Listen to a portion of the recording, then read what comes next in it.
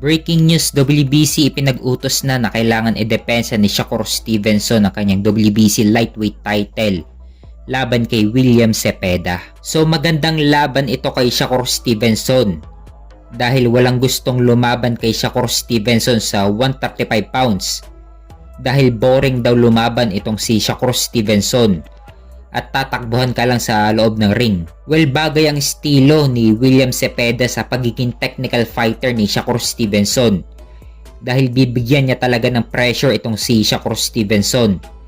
Dito talaga may hirapan ng husto si Shakur Stevenson. Dagdag mo pa ang pagiging volume puncher ni William Zepeda. So may kartada si Shakur Stevenson na 22 wins with 10 knockout at walang talo. Samantalang si William Zepeda naman ay may kartada na 31 wins with 27 knockout at walang talo. Sana asikasuhin agad ito ni Oscar De La Hoya para hindi na umabot sa first bid.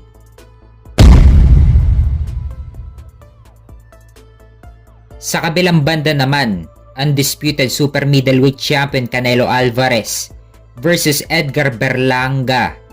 Pina-finalize na ang magiging laban sa September 21 sa Las Vegas, Nevada. So mandatory si Edgar Berlanga sa WBA ni Canelo.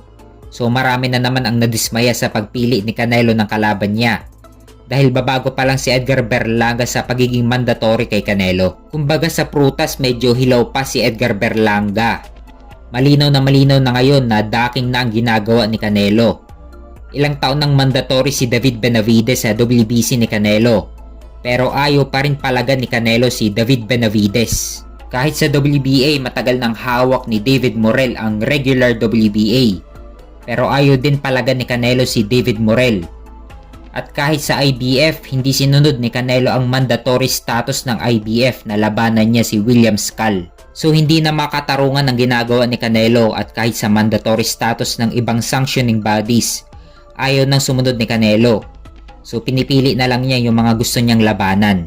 Although mandatory din si Berlanga sa WBA pero nauna nang nag-utos ang IBF na kailangan idepensa ni Canelo ang titulo laban kay William Skull, pero mas pinili ni Canelo na labanan si Edgar Berlanga. At kahit sa WBC na matagal nang mandatory si David Benavidez sa titulo ni Canelo, pero ayaw talagang pumalag ni Canelo.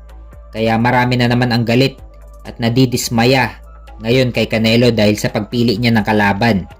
So malapit nang ma-finalize ang laban ni Canelo kay Edgar Berlanga.